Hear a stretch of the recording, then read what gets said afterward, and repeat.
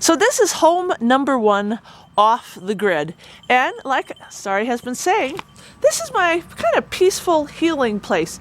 Just simply because you will see it's a little bit doable for me to be, it's more doable for me to be here, and I get a lot more help.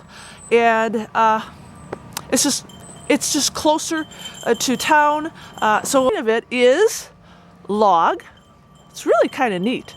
And the thing I like about log, because I've lived in a log home before, is that once it gets heated up, it really retains the heat. The logs do.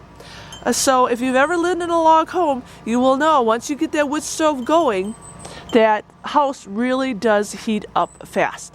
The other nice thing about log is it's very sound. It's very solid. But as you can see, quite a different setup than our mountain retreat. This off-grid homestead also, when you talk about where it's situated and the land, there are, I believe, over 20 acres, and they had horses. You can see that they have a corral there.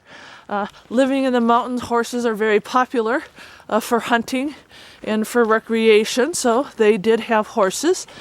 And as you can see, the land here is very flat, which makes it very usable. There are a lot of trees on this piece of property, so when a person's looking for off-grid property, having those abundant resources at your fingertips are very important. And just being situated in an area where you have access to firewood and other things like good clean water and foraging. I know right next to this property there's a whole bunch of huckleberry bushes. Throughout this property there's tons of mushrooms that you can forage.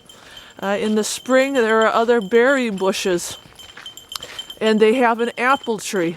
So very important when you're going off the grid, because when you look at the property itself, that's part of your self-sustainability, is finding a piece of property that has all the amenities to get you through and into the future for the rest of your life.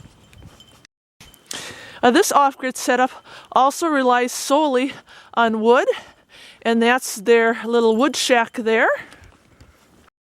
The other important thing off-grid is gardening. Now this is their garden spot, and they have it all fenced in, but they don't use the back to Eden garden method, as you can see. And what happens when they're not using it? It got overtaken with grass and weeds, and that's the unfortunate thing. It does make gardening so much harder when you're not using that method. But they have, again, a great area for the garden spot, and composting so important. They actually were using a compost bin like this. You don't have to do anything fancy. You can actually use wiring like that and stick it in wiring. You can stick it in a tire like that. But the bottom line is they were also composting, which is just part of living off the grid, is having a compost pile. And now we'll talk about their solar setup. They have a beautiful 1K, a little bit over 1K array, as you can see. But their unique setup is, number one, they use a tracker. Trackers are very nice if you can afford them. They track the sun. They actually will increase the productivity of your solar panels. So if you can get a tracking system, that is awesome. Some people, like as ourselves, we just went with a fixed system. Do we regret it? Well, yeah, in a way, but we just couldn't afford a tracker like this. But the trackers are nice. They also use propane, and their propane setup, they actually have 2 tanks here on this piece of property, and I would say their setup is 80% propane, 20%. They rely heavily on their propane for their cooking needs, their heating their water heater, and they also use propane for their generator. This generator will charge up their batteries inside. It's a huge generator. He just installed it. It is 16 3,000 watts.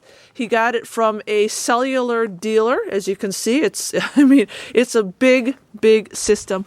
Probably, like my friend said, a little overkill at this moment, but he said he got a really good deal on it. So this is the type of generator he uses to charge up his batteries. He relies on that propane a lot. You'll see our setup. We rely on a generator, a diesel. And there's other people that have generators that rely just on regular gas. It just all depends. Is one better than the other? Not necessarily. It's just they're all different. But let's come inside. You'll also see that his solar setup is away from the house. Now, the house is way back there. And I will just say, one of the negative things about being so far away from the house is that there is going to be a drop in when that electricity travels from these batteries all the way to the house. You got to have some big gauge wire, and no matter what, there's going to be a loss. So you have to keep that in mind. Many people will set up their arrays and their batteries a little bit closer to the house, but I believe because they this is the one that just died, but this is his setup. He uses trace engineering. It's very nice. He's got his inverter, everything set up to work automatically. It's kind of a no-brainer. He did a great job of doing this all by himself. So look, you don't have to be have like a PhD to do your own solar setup. This fellow did it all by himself, and he did an excellent job. And then here are the batteries. Very standard L16s. These are 6 volts. Doesn't have a huge battery bank, but you don't need a huge battery bank. This is, I'd say, a probably average for a battery bank. If he wanted to improve his system and get a little bit more out of it, he could probably invest in a couple more batteries and get some more solar panels. Solar panels are so cheap.